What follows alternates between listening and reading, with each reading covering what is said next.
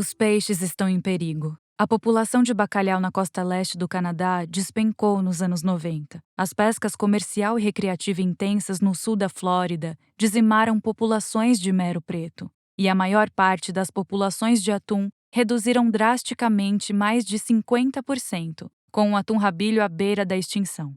Esses são só alguns de muitos exemplos. Há pesca predatória em todo o mundo. Como isso aconteceu? Quando as pessoas pensam em pesca, imaginam-se em barcos relaxando e puxando a pesca do dia. Mas a pesca industrial moderna, que abastece nossos mercados, se parece mais com uma guerra. Inclusive, as tecnologias usadas foram desenvolvidas para a guerra. Radar, sonar, helicópteros e aviões de reconhecimento guiam barcos-fábricas por cardumes cada vez menores. Linhas longas com centenas de anzóis ou redes imensas capturam uma multidão de peixes com outras espécies, como aves marinhas, tartarugas e golfinhos.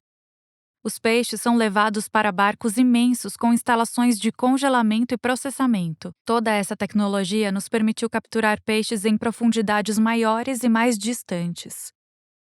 E expandimos também a variedade de espécies que capturamos. Por exemplo, a merluza negra não soa nem parece muito apetitosa, e pescadores a ignoraram até o final dos anos 70. Então a renomearam e comercializaram para chefes nos Estados Unidos como peixe-bagre chileno, apesar do animal ser, na verdade, um tipo de bacalhau. Logo estava aparecendo em mercados por todo mundo e agora é uma iguaria. Peixes de águas profundas só se reproduzem depois de pelo menos 10 anos, sendo extremamente vulneráveis à pesca predatória quando capturados antes que possam procriar. Preferências do consumidor e preços também podem ter efeitos prejudiciais. Por exemplo, sopa de barbatana de tubarão é tão apreciada na China e Vietnã que essa virou a parte mais lucrativa do tubarão. Pescadores levam as barbatanas e deixam milhões de tubarões mortos para trás. Os problemas não são só com tubarões e merluzas negras. Cerca de 31% dos peixes do mundo sofrem sobrepesca, e outros 58% são pescados no maior nível sustentável. Peixes não conseguem se reproduzir tão rápido quanto 7 bilhões de pessoas comem.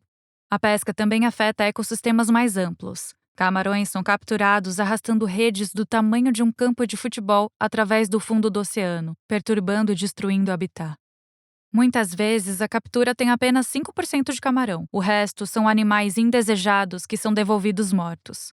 E na produção costeira de camarões, manguezais são destruídos para criar espaço para fazendas, retirando proteção contra tempestades, filtro natural de comunidades costeiras e habitat para a reprodução de peixes. Então, como pode ser dada uma trégua aos peixes e deixá-los se recuperarem? Proteção pode tomar várias formas. Em águas nacionais, o governo pode impor limites sobre como, quando, onde e quanta pesca pode ocorrer, com restrições para certos barcos e equipamentos.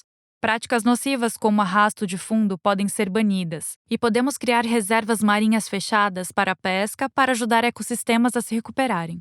Também é preciso conscientizar o consumidor, boicotar para reduzir práticas como retirada de barbatanas e exigir práticas de pesca mais sustentáveis. Intervenções passadas ajudaram populações de peixes a se recuperarem. Há muitas soluções. A melhor para cada pesca deve ser considerada com base na ciência, respeito pelas comunidades locais que dependem do oceano e pelos peixes e animais selvagens. As regras devem ser aplicadas e é necessária colaboração internacional, porque os peixes não se importam com fronteiras. Eliminemos a pesca predatória. Ecossistemas, segurança alimentar, empregos, economias e culturas costeiras dependem disso. O TED-Ed está trabalhando para levar conteúdo educacional gratuito de alta qualidade para o maior número possível de pessoas em todos os idiomas. Ajude a apoiar nossa missão sem fins lucrativos doando em nosso Patreon. E não se esqueça de se inscrever neste canal.